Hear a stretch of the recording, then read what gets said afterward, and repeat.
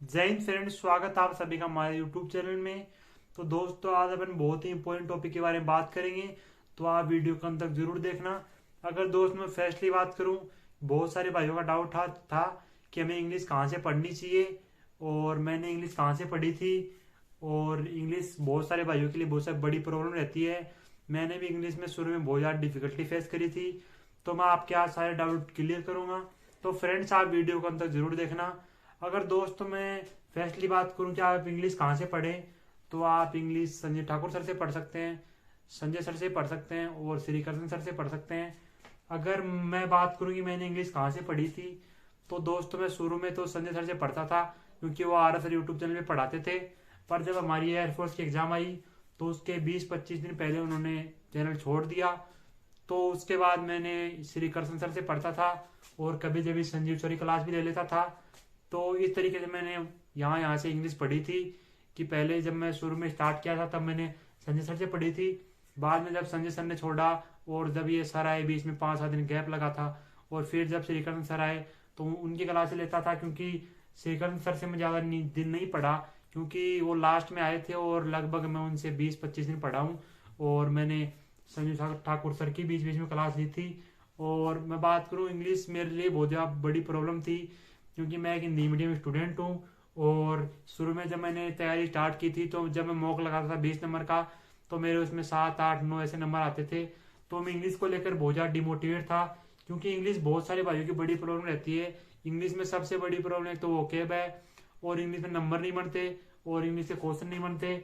और मेरे को ही बहुत ज़्यादा डिफिकल्टी फेस हो रही थी, क्योंकि मेरा स्कोर जब भी मॉक लगाता था तो ऑल ओवर लगभग 50+ रहता था। पर इंग्लिश में मेरे स्कोर यही 9, 10, 11, मतलब इंग्लिश में मेरा स्कोर सबसे कम रहता था। और इसके कारण मेरा ऑल ओवर स्कोर जब मैं यहाँ मॉक लगाता था तो उसमें 50 और 55 के बीच में रहता था। पर मैंने इंग्लिश में बिल्कुल हार नहीं मानी, और मैंने लगातार मतलब ज़्यादा ज़्यादा क्वेश्चन लगाए इंग्लिश के लिए। और वोकेब भी मैंने वोकेब पे फोकस किया। शुरू में मैं वोकेब से बहुत ज़्यादा डरता था। वोकेब की जब मैं क्लास ले लेता तो मेरे को लगता मैंने बहुत ज़्यादा वोकेब पढ़ ली, फिर वर्ड कंफ्यूज करते, फिर वोकेब याद नहीं होती, फिर वोकेब क्वेश्चन नहीं बनते। मतलब शुरू में इंग्लिश के लेकर बहुत ज़्यादा डिमोटिवेट था। पर मैंने फिर वोकेब के लिए एक तरीका निकाला, और मैंने वोकेब की लगातार क्लास ली कंटिन्यू। और मैंने एक भी क्लास वोकेब की छोड़ी नहीं, मैंने डेली मैं सुबह क्लास लगाता है, और फिर उस क्लास को शाम को फिर से रिवाइज करता लिख लिख के। जब मैं क्लास लगाता तो उस टाइम में लिख लिख के ओके रिवाइज करता क्लास के टाइम। और फिर उसके बाद शाम को उस क्लास को फिर से नोट से रिवाइज करता, पीडीएफ से लिख लिख के रिवाइज करता। और फिर नेक्स्ट डे भी उस क्लास को मैं अच्छे से एक बार फिर से मतलब एक बार देख के और रिवाइज मार लेता। इस तरीके से मैंने एक क्लास को लगभग 3 बार रिवाइज करता। और मैंने मैं वोकेब की कंटिन्यू क्लासें ली, जिससे वर्ड भी रिवाइज होने लग गए। और आप जो दोस्तों वर्डों को रटने की कोशिश बिल्कुल भी ना करें। आप दिन में ज्यादा से ज्यादा वर्ड अपने निकालें। कि जैसे मान लो कि आप दिन के 100 वर्ड पढ़ रहे हो, तो आप डेली 100 वर्ड पढ़ो। आपने लगभग 20 से 25 दिन अगर पढ़ लिए 100 वर्ड, तो फिर वही वर्ड रिपीट होने लग जाएंगे, और फिर वो वर्ड आपको याद रहने लग जाएंगे। ये वोकेब का मेरे को बेस्ट तरीका लगा।